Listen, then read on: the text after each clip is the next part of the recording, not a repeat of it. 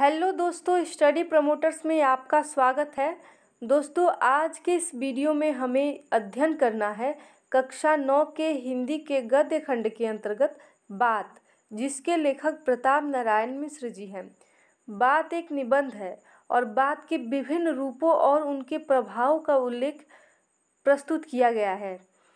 दोस्तों, जैसा कि आप थंबनेल पर देख सकते हैं कि रटना नहीं है, इसे केवल समझना है। आप समझ जाएंगे तो आप अपने पेपर में अच्छे से लिख सकते हैं। और दोस्तों, यदि आप इस चैनल पर नए हैं तो चैनल को तुरंत सब्सक्राइब कर लीजिए और बेल आइकन को दबा दीजिए ताकि आने वाले वीडियो का नोटिफिकेशन आप तक पहुंचता रहे, और अपने दोस्तों से ज़्यादा शेयर करें। चलिए अब शुरू करते हैं इस पाठ को। यदि हम वैद्य होते तो कफ और पित्त के सहवर्ती बात की व्याख्या करते। प्रताप नारायण मिश्र जी कहते हैं कि आयुर्वेद के आधार पर चिकित्सा करने वाला वैद्य कफ और पित्त के साथ रहने वाले बात की चर्चा करता है, और भूगोलवेत्ता होते तो किसी देश के जल बात का वर्णन करते।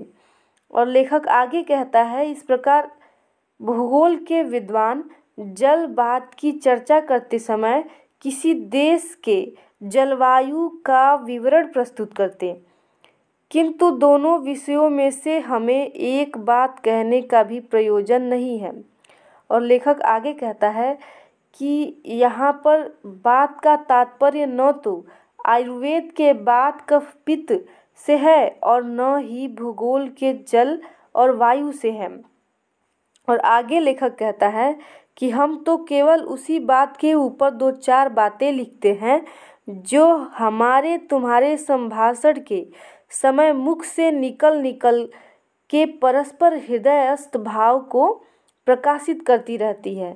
लेखक कहता है कि यहाँ बात का आशय उन वचनों अथवा बातचीत से है जिसके माध्यम से मनुष्य दैनिक जीवन में अपने विचार एवं भाव अर्थात दुख, सुख, क्रोध, हर्ष आदि ये सब हमारे विचार एवं भाव हैं। तो आगे लेखक कहता है कि यही भाव की अभिव्यक्ति करता है, और इस प्रकार बातचीत के द्वारा वह दूसरों तक अपने विचारों एवं भावों को पहुंचाता है तथा उसके विचारों को ग्रहण करता है।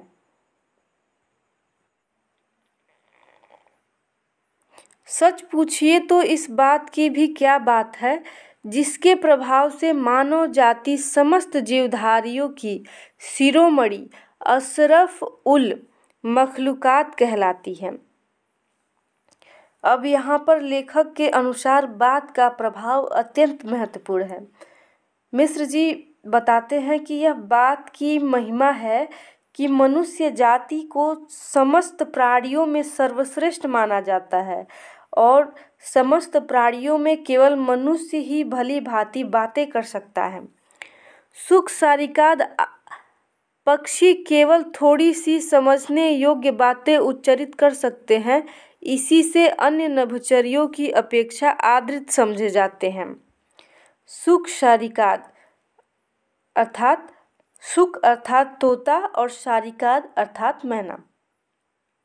लेखक कहते हैं कि तोता, मैना आदि कुछ पक्षी भी अनुकरण कर सकते हैं, अनुकरण कर बातें भी कर लेते हैं, और यही कारण है कि उनको भी अन्य पंछियों की अपेक्षा आदृत अर्थात आदरणीय कहते हैं लेखक कि उनको भी उन अन्य पंछियों की अपेक्षा श्रेष्ठ एवं आदरणीय माना जाता है। और लेखक आगे कहते हैं, फिर कौन न मानेगा कि बात की बड़ी बात है। और फिर लेखक कहते हैं कि इस स्थिति में प्रत्येक व्यक्ति को यह बात का महत्व स्वीकार करना ही पड़ेगा।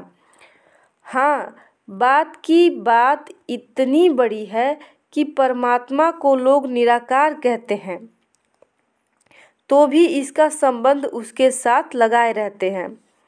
और लेखक आगे कहता है कि ईश्वर को सभी धर्मों में निराकार अर्थात बिना हाथ के, बिना पैर के बिना मुख वाला माना जाता है। और स्वाभाविक रूप से जब ईश्वर का मुख ही नहीं है तो वह बातें भी नहीं कर सकता, परंतु फिर भी बात का संबंध ईश्वर से जोड़ा जाता है और ईश्वर से जोड़कर बात की महत्वता दर्शाई जाती है।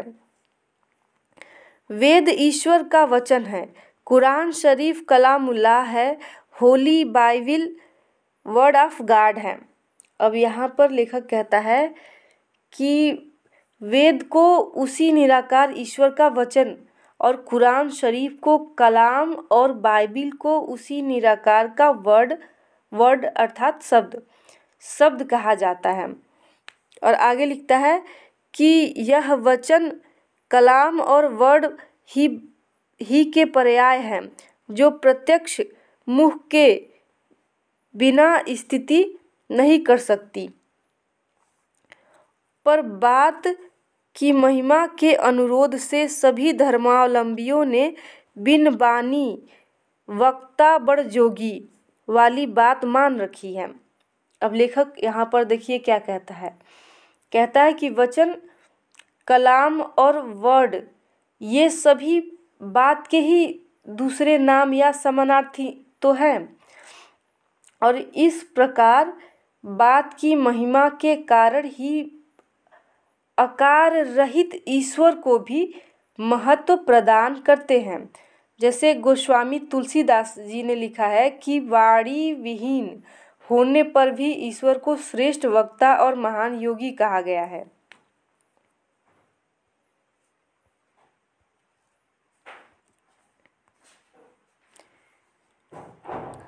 यदि कोई न माने तो लाखों बातें बनाकर मनाने पर कटिबद्ध रहते हैं, और यदि इस बात को कोई नहीं मानता है, बात की बात को नहीं मानता है, तो हम लाखों बातें बनाते हैं और अपनी बात को मनवाने के लिए हम अडिग रहते हैं।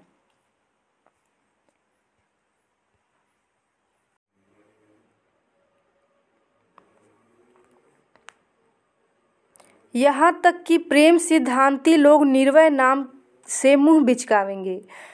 प्रताप नारायण मिश्र जी कहते हैं कि जो प्रेम सिद्धांती लोग हैं, जो साकार ब्रह्म को मानने वाले लोग हैं, वह निराकार ब्रह्म को नहीं मानेंगे और उन्हें इस निराकार ब्रह्म के बारे में बताने पर मुंह बिचकावेंगे और अपरिपादो जवनो ग्रहिता पर हट करने वाले को यह कह के बात में उड़ावेंगे कि हम लूले लंगड़े ईश्वर को नहीं मान सकते, और वे लोग हट करेंगे और कहेंगे कि हम उस लूले लंगड़े ईश्वर को नहीं मान सकते, अर्थात निराकार ब्रह्म को नहीं मान सकते, जिसका हाथ ही नहीं हो, पैर ही नहीं हो, ऐसे ईश्वर को हम नहीं मान सकते।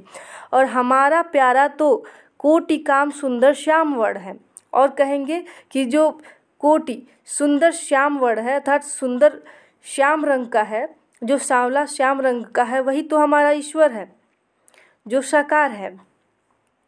और निराकार शब्द का अर्थ श्री शालिग्राम शिला है जो उसकी श्यामता का द्योतक करती है, और ये कहेंगे कि जो शालिग्राम शिला है वह श्याम रंग की है, और जो जिसे शिव जी माना जाता है, शंकर जी माना जाता है, तो वे कहते हैं कि जो निराकार ब्रह्म है वह तो शालिग्राम शिला है जो हमारे ब्रह्म का अर्थात हमारे श्याम सुंदर रंग का द्योतक है, अर्थात उसी के समान है।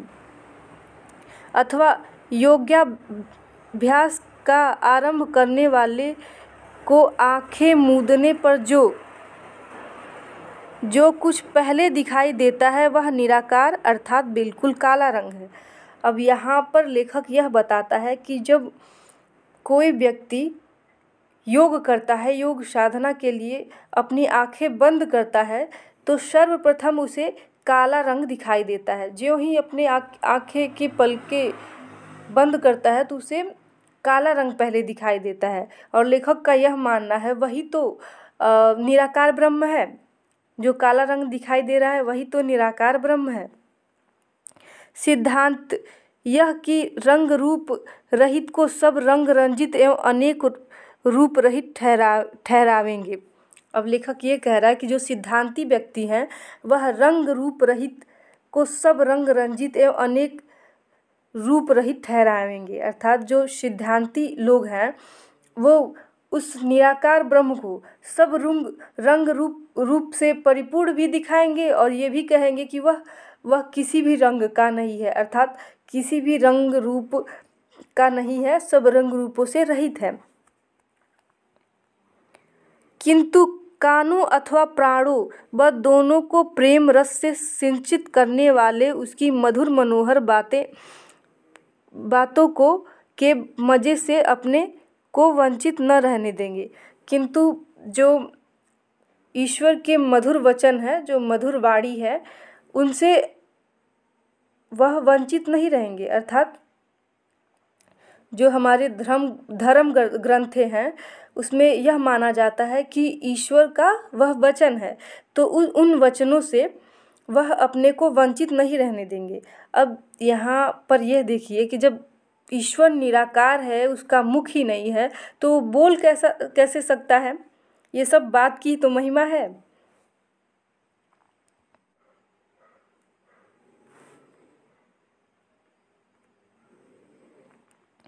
जब परमेश्वर तक बात का प्रभाव पहुँचता है तो हमारी कौन बात रही। मिश्र जी कहते हैं कि जब संसार का निर्माण करता ईश्वर भी बात के प्रभाव से मुक्त नहीं हो सकता है, तो उसके द्वारा बनाए गए साधारण मनुष्य में भला इतनी शक्ति कहाँ कि वह बात के प्रभाव से, अर्थात बात से प्रभावित हुए बिना रह सके। और हम लोगों के तो गात माही बात करामात है। गात अर्थात शरीर। और लेखक आगे कहता है कि मनुष्य का शरीर ही बात अर्थात श्वास के कारण प्राणवान है, अर्थात श्वास के कारण ही जीवित है। और आगे कहता है नाना शास्त्र पुराण इतिहास काव्य कोश इत्यादि सब बात के फैलाव हैं, जिनके मध्य एक एक बात ऐसी पाई जाती है जो मन बुद्धि चित्त को अपूर्व दशा में ले जाने वाली और अथच लोक परलोक में सब बात बनाने वाली है। अब लेखक यहाँ पे ग्रंथों पे जाता है और कहता है कि पुराणों और शास्त्रों में विभिन्न प्रकार की कहानियाँ कही गई हैं तथा दर्शन के तत्वों का भी उल्लेख किया गया है और इतिहास ग्रंथों में भी अनेक घटनाओं का वर्णन किया गया है। अर्थात इतिहास ग्रंथों में भी अनेक घटनाओं का वर्णन हुआ है और ये वर्णन भी बात के प्रयोग से ही संभव हुए हैं। अर्थात जो हमारे इतिहास ग्रंथों पुराणों में जो वर्णन हुए हैं वे सब बात के प्रयोग से ही संभव हुए हैं। और काव्य की पुस्तकों में भी बात के ही विविध रूपों का संयोग हुए हैं, अर्थात विविध रूपों को ही सजोए गए हैं।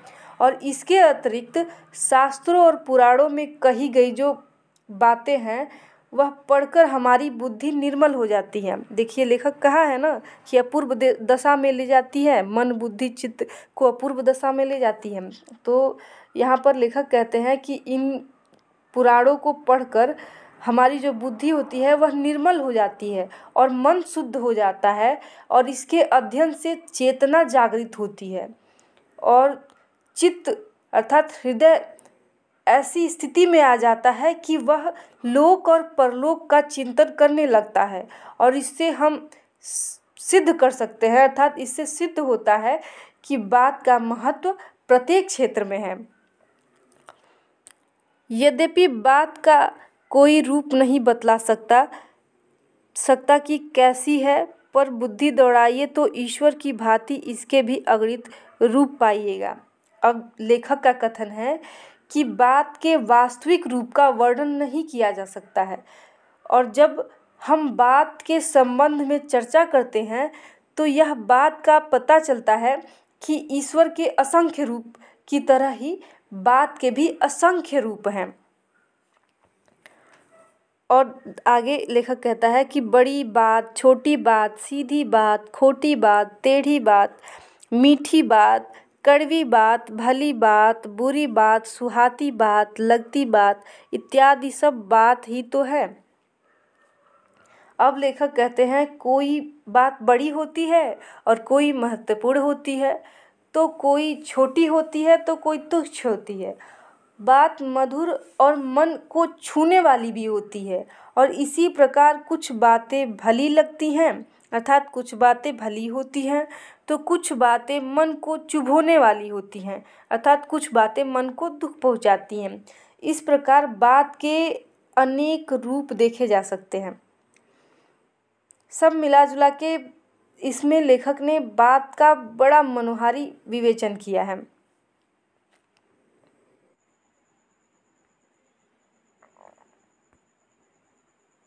बात के काम भी इसी भांति अनेक देखने में आते हैं। लेखक कहता है कि बात के अनेक प्रकार से कार्य हैं और यह देखने में भी आते हैं। प्रीति, वैर, सुख दुख, श्रद्धा, घृणा, उत्साह, अनुत्साह आदि जितनी उत्तमता और सहजता बात के द्वारा विदित हो सकते हैं, दूसरी रीति से वैसी सुविधा ही नहीं है। अर्थात बात के माध्यम से ही हम अपने प्रीति को, अपने स्नेह को, अपने सुख दुख को, अपने श्रद्धा को, घृणा को, उत्साह, अनुत्साह आदि जितने भी यह हमारे भाव हैं, वह हम बात के माध्यम से ही दूसरों के समक्ष हम प्रस्तुत करते हैं, और यही हमारे पास सुविधा है। बात के द्वारा ही हम अपने बातों को दूसरों के समक्ष अच्छे से प्रकट कर सकते हैं। और घर बैठे लाखों कोश का समाचार मुख और लेखनी से निर्गत बात ही बतला सकती हैं। और जब हम अपने घर में बैठे होते हैं और कोसों दूर, अर्थात समझ लीजिए देश विदेश के बातें भी हम अपने घर बैठे ही बात के माध्यम से हम जान सकते हैं। डाकखाने अथवा तार घर के सारे से बात की बात में चाहे जहाँ की जो बात हो जान सकते हैं। अर्थात लेखक यह कहता है कि डाकखाने अथवा तार घर से जो भी बात हो, चाहे वह जहाँ की बात हो, वह हम जान सकते हैं। और इसके अतिरिक्त बात बनती है, बात बिगड़ती है, बात आ पड़ती है, बात जाती रहती है, बात उखड़ती है। और लेखक कहता है कि इसके अतिरिक्त बात कभी कभी बन भी जाती है, कभी बिगड़ भी जाती है, और बात कभी आ पड़ती है, हमारे समक्ष कोई बात आ पड़ती है और कोई बात चली जाती है, अर्थात कोई बात जाती रहती है और कोई बात उखाड़ी जाती है। और आगे लेखक कहते हैं कि हमारे तुम्हारे भी सभी काम बात पर ही निर्भर करते हैं। लेखक मिश्र जी कहते हैं कि बात का प्रभाव बहुत ही व्यापक होता है और बात कहने के ढंग से ही उसका प्रभाव घटता अथवा बढ़ता रहता है, और निश्चय ही हमारे बात करने के ढंग से हमारा प्रत्येक कार्य प्रभावित होता है। बात ही हाथी पाइए, बात ही हाथी पाओ। अब लेखक यहाँ पर कह रहा है, बात के प्रभाव के बारे में बता रहा है कि बात के प्रभावशाली होने पर कवि अथवा जो चारण राजाओं से पुरस्कार में हाथी प्राप्त कर लेते हैं। अर्थात कभी कभी कवि इतने अच्छे कविताएं पढ़ते हैं राजाओं के समक्ष कि वह पुरस्कार में हाथी प्राप्त कर लेते हैं, और कभी कभी अपने कटु बात कहने से राजाओं के द्वारा हाथी के पांव के नीचे कुचला भी जाते हैं, अर्थात कुचलवा भी दिए जाते हैं।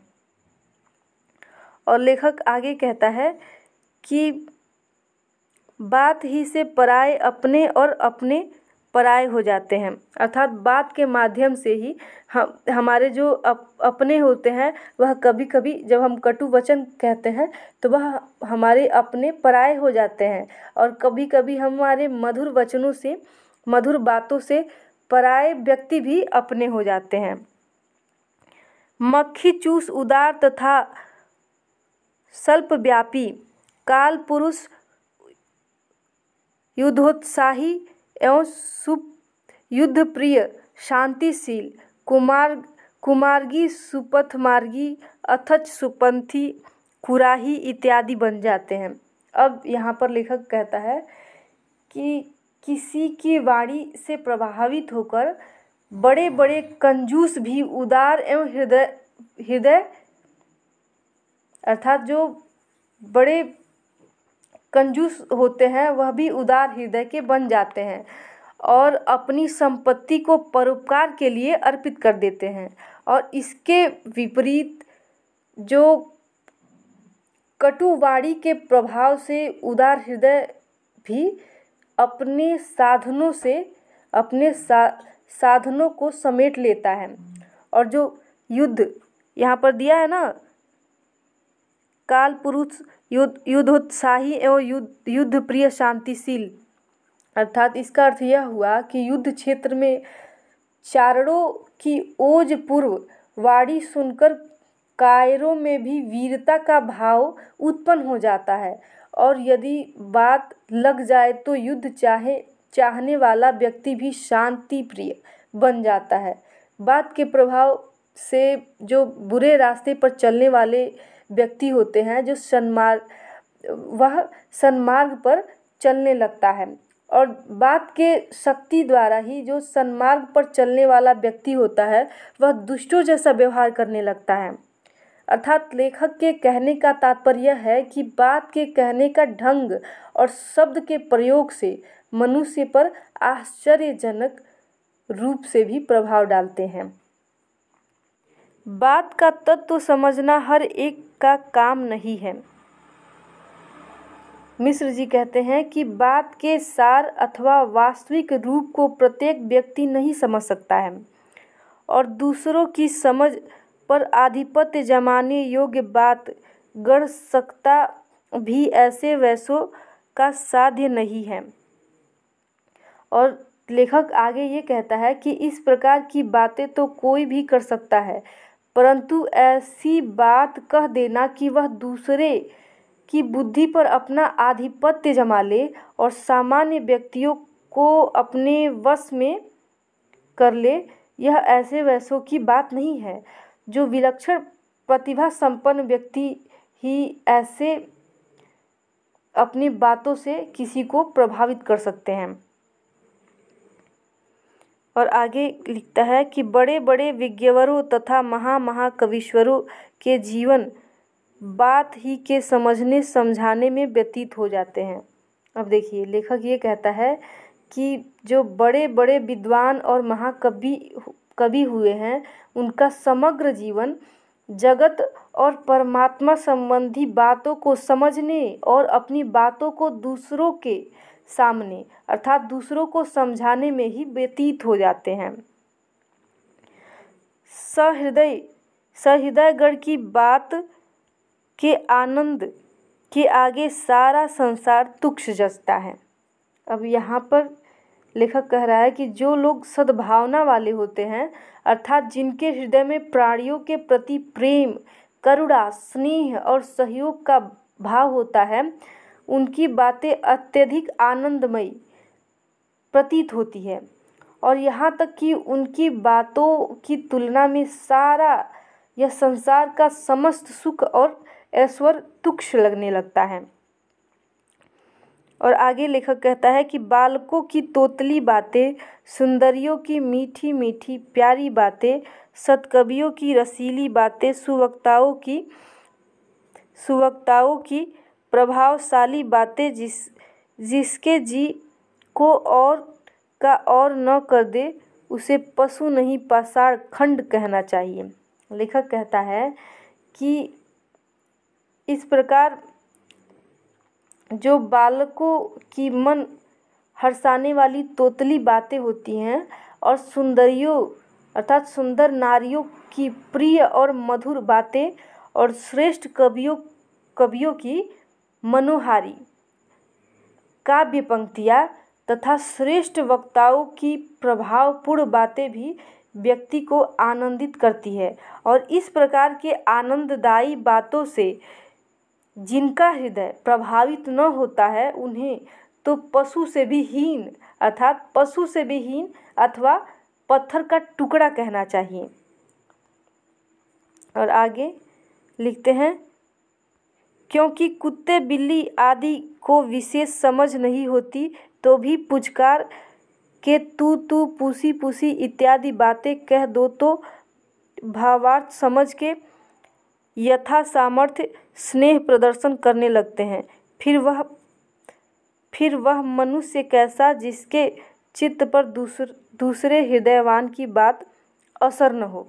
अर्थात मिश्र जी यहाँ पर कहते हैं कि जो कुत्ते बिल्ली होते हैं वह उन्हें इशारे से बुला दो पूसी पूसी तू करके, तो वह भी हमारे बातों को समझ जाते हैं और वह अपने सामर्थ्य के अनुसार हमसे स्नेह प्रदर्शित करते हैं और अर्थात हम पे स्नेह दर्शाते हैं, स्नेह दिखाते हैं।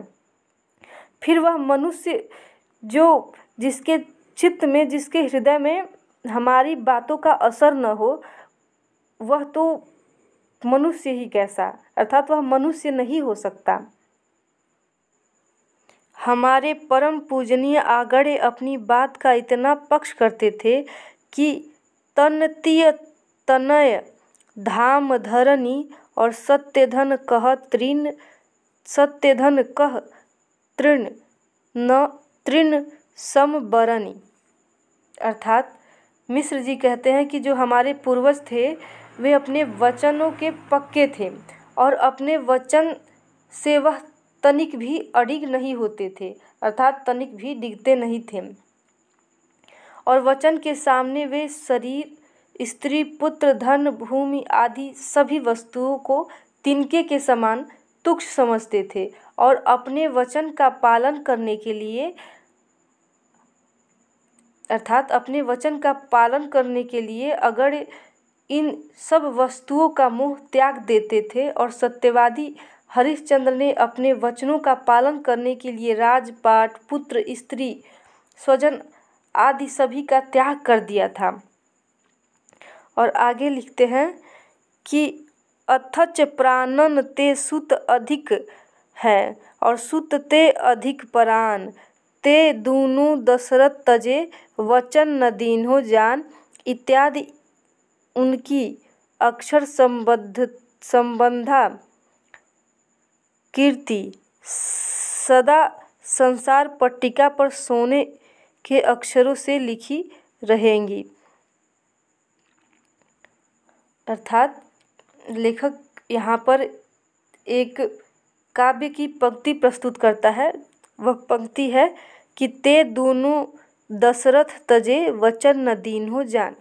अर्थात इसका अर्थ होगा कि पुत्रों को प्राण से, अर्थात यहाँ पर दिया है प्राण ते सुत अधिक है, सुत ते अधिक प्राण, अर्थात पुत्र प्राणों से अधिक प्यारा होता है और प्राण पुत्र से भी अधिक प्रिय होते हैं।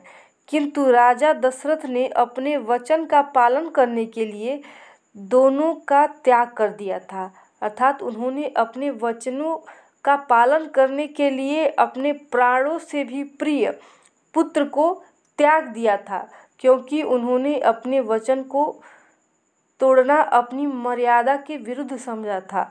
और हमारा इतिहास इस प्रकार के अनेक उदाहरणों से भरा हुआ है और उनके वचनों का निर्वाह करने के लिए और करने के कारण ही हमारे पूर्वजों का यश सर्वत्र फैला हुआ है और इनकी कीर्ति संसार के पटल पर स्वर्ण अक्षरों में अंकित है। अर्थात इनकी कीर्ति संसार के इतिहास के पन्नों में स्वर्ण अक्षरों से लिखा हुआ है।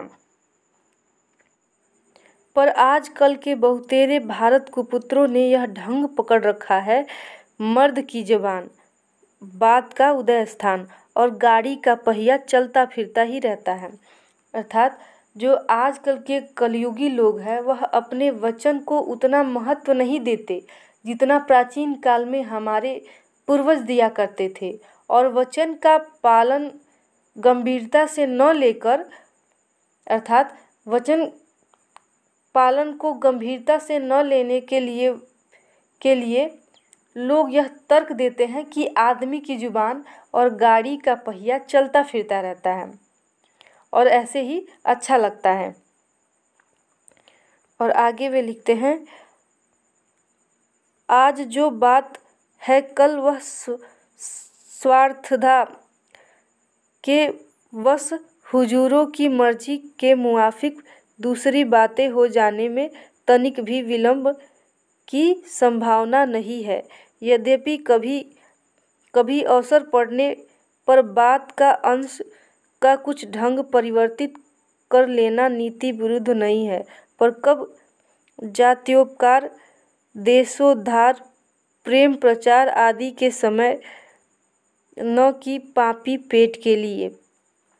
अर्थात अब लेखक कह रहा है कि यह कथन उन्हीं स्वार्थी लोगों का है जिनके लिए जाति, देश और संबंधों का कोई महत्व नहीं होता।